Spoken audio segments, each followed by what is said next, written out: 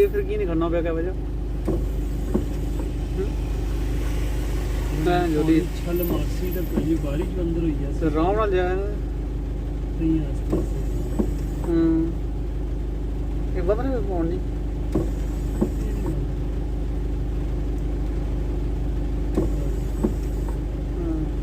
तो बोनी निवासी को दिए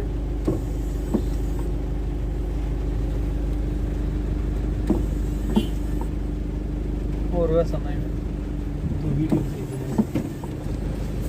जोर से हैं बहुत भाई ये वो छल जड़ा जो क्या सो दिया तो क्या सो दिया ओए वो गड्डी ਇਹ ਗੱਡੀ ਲਿਓ ਨਹੀਂ ਚੁੱਕਣ ਆਈ ਮੋਰੀ ਲੈ ਲਿਆ ਇਹ ਉਹ ਨਹੀਂ ਬੰਦ ਹੋਈ ਉਹ ਤੇ ਇਹ ਕੀ ਨਹੀਂ ਕਰਨਾ ਪਿਆ ਉਹ ਰੌਣ ਹੋ ਜਾਂਦੇ ਰੌਣ ਹੋਣਾ ਨੇ